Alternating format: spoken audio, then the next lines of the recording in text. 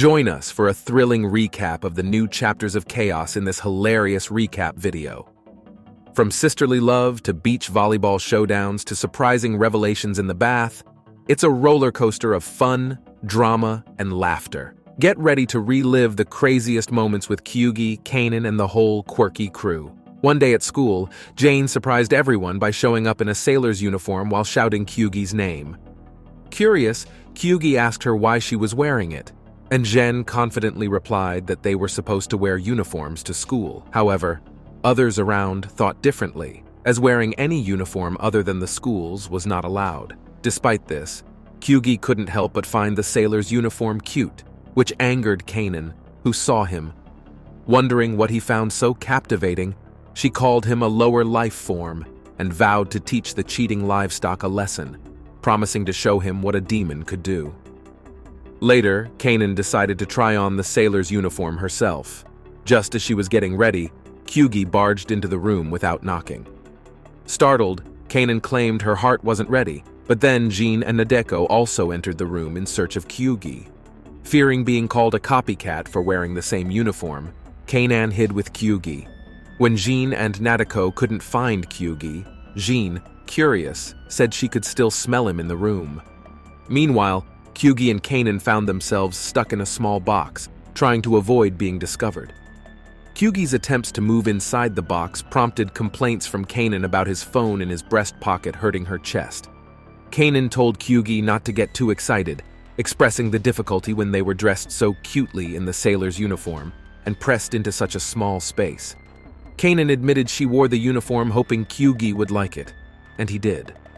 However, their attempt to stay hidden failed when Nadeko decided to call Kyugi's phone, causing them to fall out of the box and reveal their hiding spot.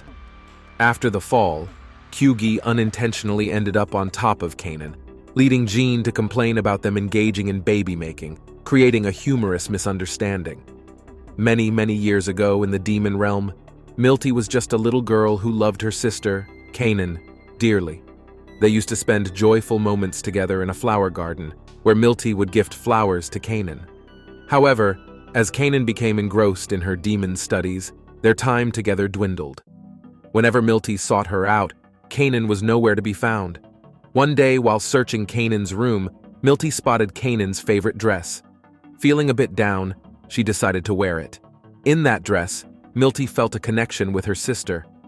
When Kanan unexpectedly entered the room, she was astonished to find Milty wearing her cherished dress. Caught in the act, Milty ran away, still wearing the dress, determined not to give it back. She felt like she had become a part of Kanan. A lively chase ensued, with Kanan in hot pursuit. Despite the mischief, Milty found it amusing, relishing the sight of Kanan's angry expression. Since then, Milty made a habit of taking things from Kanan, finding joy in being chased. Despite her mischievous antics, Milty harbored a deep, secret love for her sister. After sharing this tale with Kyugi, he deduced Milty's profound love for Kanan. Annoyed that her secret was exposed, Milty couldn't help but be surprised that Kyugi had figured it out. Milty adamantly denied loving her sister Kanan, despite Kyugi insisting otherwise. She teasingly called Kyugi a pig and insisted that such feelings would never exist. Secretly, Milty feared that revealing her true emotions would make things awkward between them. She admitted to finding joy in annoying Kanan and witnessing her frustration. In an attempt to prove her disinterest, Milty confessed to being the mischievous little sister who stole Kanan's belongings, proudly displaying a collection of her sister's stuff. To Kyugi's surprise, Milty even revealed Kanan's underwear, prompting Kyugi to playfully suggest that it was a sign of love. However, Milty's resolve crumbled when Kyugi accidentally shattered a figurine of Kanan. Enraged, Milty punched him, fiercely protective of her sister. Realizing she couldn't hide her feelings any longer, Milty confessed her love for Kanan, expecting Kyugi to find it disgusting. To her surprise, he admired the craftsmanship and agreed to keep it a secret. In a twist of events, Kyugi urged Milty to confess everything to Kanan herself. The trio eventually stood together, with Milty nervously revealing her true feelings to her sister, unsure of how Kanan would react. As Kanan questioned Kyugi and her sister Milty about their visit, Milty pondered the same.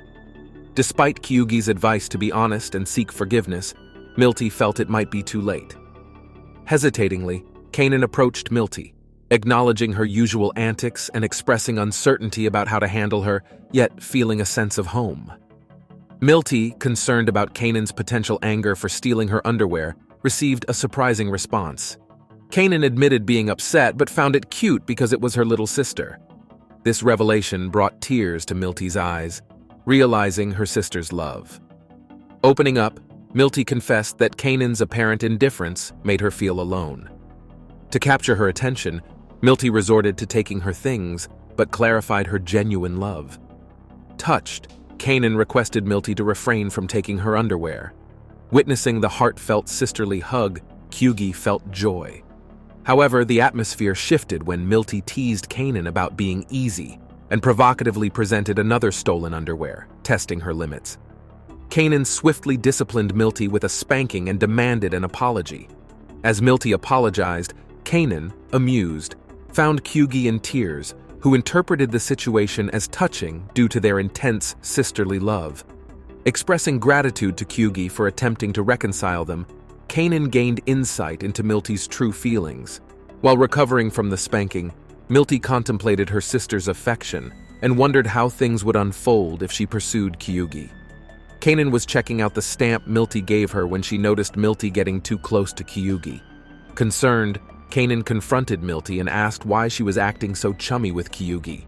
Milty's response caught Kanan off guard. She explained that it was okay because Kanan would eventually marry Kyugi, making him her real brother-in-law. This idea flustered Kanan, who quickly dismissed the possibility of marrying a human and clarified that going out together didn't mean that kind of relationship. Undeterred, Milty suggested becoming Kyugi's bride instead, feeling sorry for him.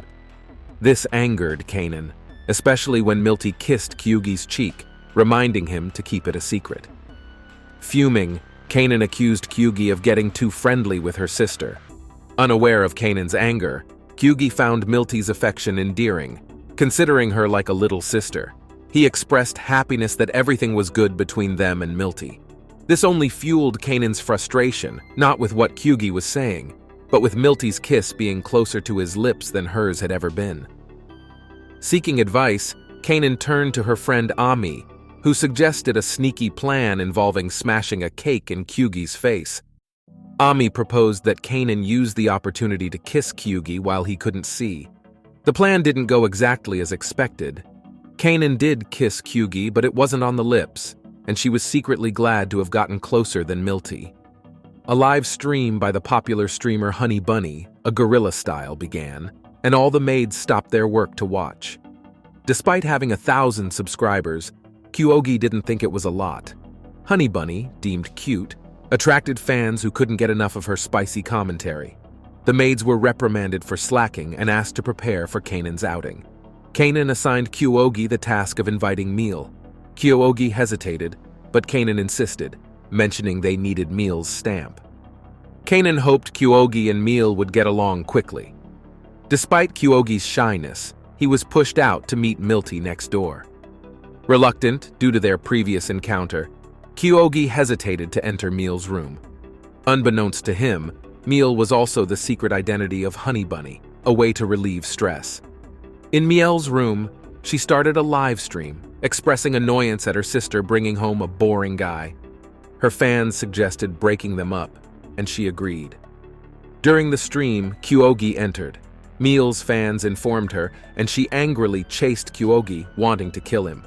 However, Kanan entered, asking if she was joining them. Meal acted innocent while Kyugi foamed in a corner.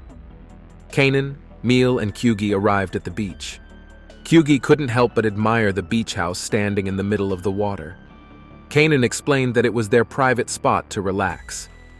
Meanwhile, Meal, who overheard their conversation, felt annoyed by Kyugi's casual chat with her sister. Determined to prove herself, Meal decided to win Kanan's affections. Not sure how to proceed, Meal turned to the Demon Realm internet forum for advice.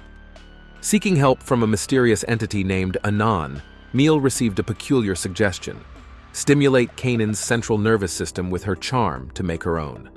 Eager to follow the plan, Miel offered to apply sunscreen on Kanan indoors, while Kanan asked Kyugi to stay outside, following Anand's guidance step by step. Believing she had successfully claimed her sister's affection, Miel was disappointed when Kanan only complimented her massage skills and felt lighter. Ignoring Miel's expectations, Kanan and Kyugi began to display affection towards each other, leaving Miel feeling jealous and defeated. At the beach, Kanan was having a great time in the water. Kyugi admired the clear water and saw animals he had never seen before, while Miel sat alone. Kanan playfully splashed water on Kyugi, and they continued playing in the water together. Miel watched, feeling furious that she wasn't in Kyugi's position playing with her sister, thinking it was unforgivable. Jean also appeared at the beach. Seeing Kyugi and Kanan together, she commented that a man and a woman of ripe age with their skin exposed to the sun and locked together is unacceptable. Jean jumped into the water, declaring that premarital intimacy is forbidden. Suddenly, they noticed Kanan struggling to swim. When Jean jumped into the water heavily, Kanan slipped off the balloon, keeping her afloat. Nobody present, including Kanan herself, could swim, leaving Kyugi to save her from drowning. After bringing Kanan out of the water, Kyugi carried her princess style. Miel became even angrier because being carried princess style had been one of her dreams. Despite wanting Kanan to be put down, Miel still asked if Kanan was all right and advised that she should be put down. However, Kanan disagreed, saying she was still scared and didn't want Kyugi to leave her. Frustrated, Miel told them to come back to the shore, but regretted it when Kanan rested her head on Kyugi's lap, something Miel had wished to do. Although it hurt to see them together, Miel discovered she was somehow excited at the same time. Meanwhile, Jean, still in the water, was suddenly surrounded by creatures. Miel couldn't understand why she suddenly felt a rush of excitement at the thought of someone taking her sister away. She worried that these feelings might make her seem like some kind of pervert. Pondering this, she stared at a drink with a couple's straw, something she had hoped to share with her sister. The idea of letting Kyugi do it instead seemed humiliating to her. Despite her inner turmoil, Miel decided to offer the drink to Kanan herself. When Kanan questioned her shaky demeanor and noticed the couple's straw, she assumed Miel was trying to act maturely. To avoid embarrassment, Kanan agreed to share the drink with Kyugi. As they were about to sip from the juice, Miel couldn't bear to watch them together. However, when they drank, her excitement overwhelmed her, leading her to accidentally spill the juice on Kyugi. Anxious, Kanan asked for a towel to clean up the mess, secretly admiring Kyugi's body. Kanan then requested Miel's stamp, and despite acknowledging her feelings of being a pervert, Miel reluctantly handed it over. Kanan expressed gratitude, mentioning that only her father's stamp was now needed to complete the process. Kyugi and the rest of Kanan's family, including her mother, gathered for a friendly game of beach volleyball. The casual game quickly turned into a lively competition, with Kyugi and Kanan teaming up against the others. The stakes were high, as the winning team would earn the coveted opportunity to go on a date with Kanan, a suggestion playfully thrown in by Milty. As the game intensified, Kanan cautioned Kyugi not to space out, emphasizing the importance of victory. Miel, in her usual mischievous manner, humorously concluded that losing meant missing a chance with her sister. Amid the game, Kyugi finally spoke up about his mother-in-law's provocative dress. Unfazed, Kanan confronted her mother, urging her to dress more modestly. Her mother, however, defended her youthful spirit. The game continued with enthusiasm, but a surprising twist occurred when Miel was accidentally hit in the face by the ball, a result of Kanan and Kyugi's collective effort. Meanwhile, Milty attempted to distract Kyugi by showcasing Kanan's childhood school swimsuit, but to no avail. Kyugi remained focused on the game, paying no attention to the playful antics. In a last-ditch effort to distract Kyugi, Milty resorted to a mischievous act, attempting to expose her mother's chest by tugging at her swimsuit at the same time. Kyugi was hit in the head by the volleyball. The beach volleyball game took unexpected turns, filled with laughter, competition, and a touch of family drama. After a day of fun at the beach, everyone gathered to take a bath. Kanan led Kyugi to the bathroom, and curious, Kyugi asked how he got back from the beach. Kanan, in turn, asked if Kyugi remembered anything after being hit by the ball. With a shake of his head, Kyugi dropped the topic and left. Entering the bath, Kyugi found his father-in-law struggling with a zipper at his back. Beelzebub asked for Kyugi's help, surprising him with the realization that there was a zipper on his back. To his shock, a kid emerged from Beelzebub's larger frame. Although puzzled, Kyugi didn't ask any questions. Beelzebub, unperturbed, didn't wait for Kyugi's questions. Instead, he explained that he wasn't supposed to reveal his true form to humans, and that Kyugi should be grateful. Gratitude expressed, Beelzebub shifted the conversation to stamp collecting. Kyugi shared his efforts, and Beelzebub commented on Kyugi enjoying a pretend game. Their discussion turned serious when Beelzebub mentioned the lovers' pact between Kyugi and Kanan, which wasn't a real relationship. Kyugi felt a pang of sadness realizing Kanan had never said she loved him. However, his mood shifted when Beelzebub revealed that Kyugi was the first boy Kanan brought home. Their conversation escalated into a heated argument about their likes in Kanan, causing a commotion. Kanan intervened, shutting them up and playfully pushing them into the water, ending the day with laughter and playful antics. Thanks for diving into the Kanan-sama adventure with us. If you enjoyed the laughter, family drama, and unexpected revelations, hit that like button, subscribe for more content, and share your thoughts in the comments. Stay tuned for the next adventure. Your support means the world. Catch you in the next recap.